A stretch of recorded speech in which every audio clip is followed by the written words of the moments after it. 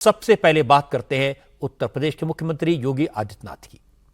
योगी आदित्यनाथ ने आज महाराष्ट्र के अमरावती, अकोला और नागपुर में पब्लिक मीटिंग्स की और तीनों रैलियों में उन्होंने कांग्रेस पार्टी के अध्यक्ष मल्लिकार्जुन खड़गे को करारा जवाब दिया।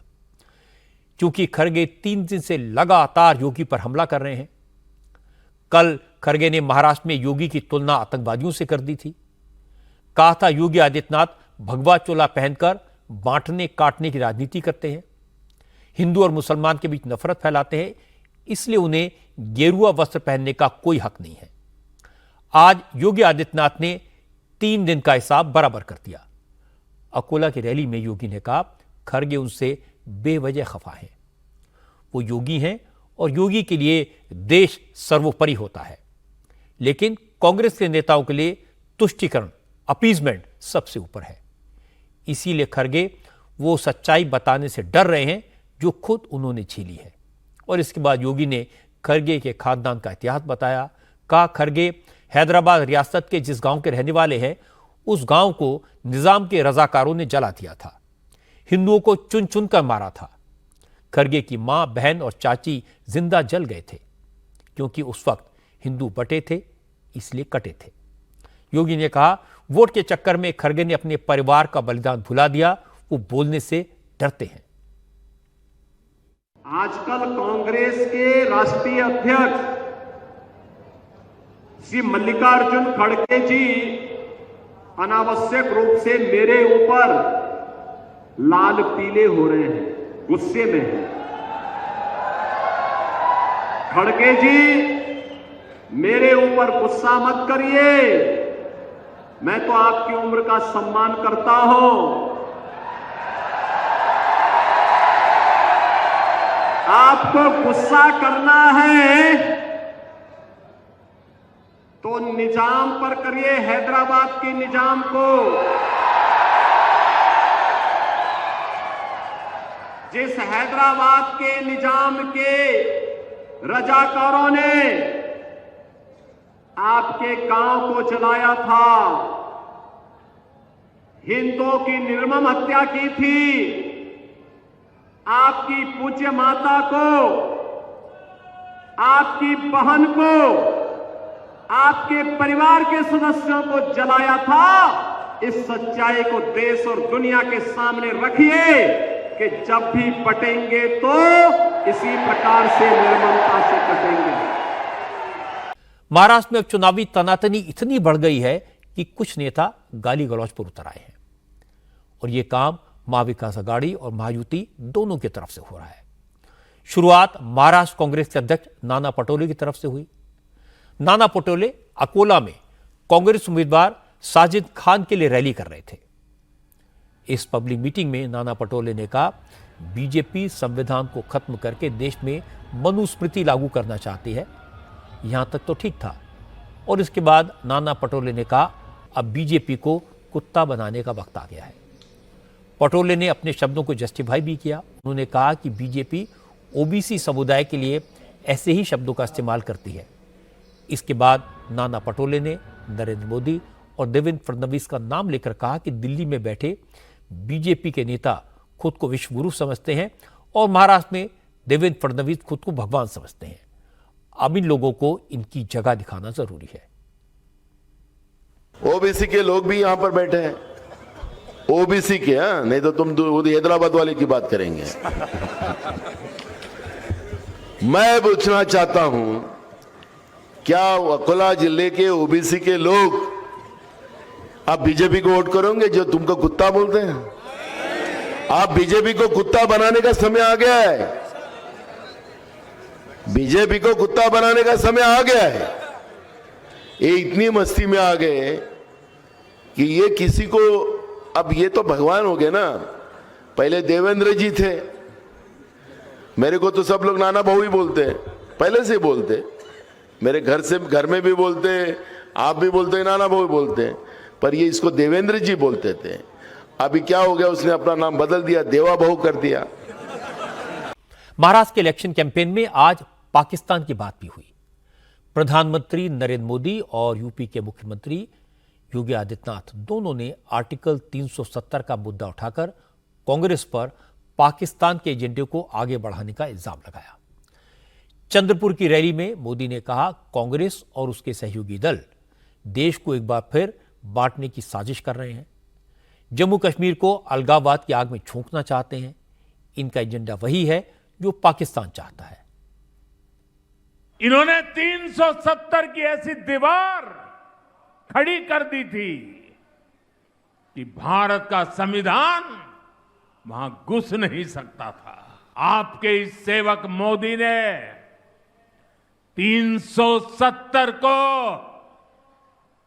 जमीन में गाड़ दिया है। लेकिन कांग्रेस और उसके सभी चट्टे बट्टे साथी फिर से जम्मू कश्मीर में 370 लागू करने के लिए विधानसभा में प्रस्ताव पास कर रही है। कश्मीर में फिर से 370 लागू करना, ये किसकी मांग है?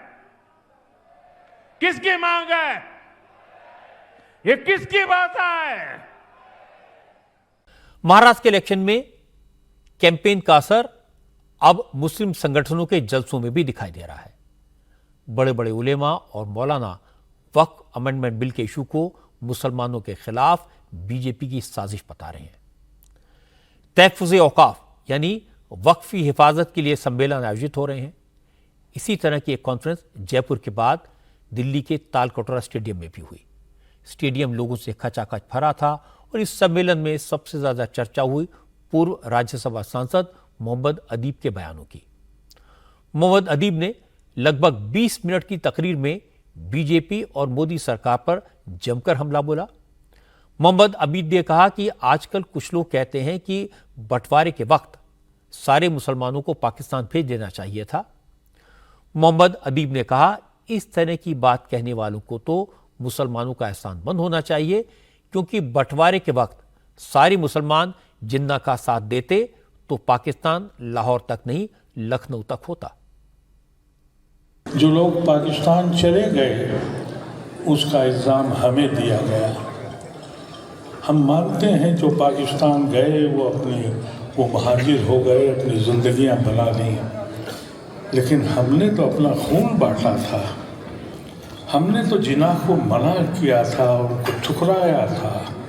हमने लियाकत अली खां को नहीं माना था। हमने नेहरू और गांधी और आज़ाद को माना था, अपने खून को बांटा था। अगर हम जिना के साथ जाते और अगर उस वक्त हम सब मुसलमान जिना के साथ जाते, ये एहसान तो हमारा हुकूमत को मानना चाहिए, तो फिर पाकिस्तान लाहौर तक नहीं लखनऊ तक बनता। हमारा एहसान है, हमने पाकिस्तान को मुख्तसर कर दिया और हमें सजा देते हो तुम, हम पे जुल्म करते हो। प्रयागराज में आज दूसरे दिन भी यूपी लोक सेवा आयोग के फैसले के खिलाफ स्टूडेंट्स का प्रोटेस्ट जारी है।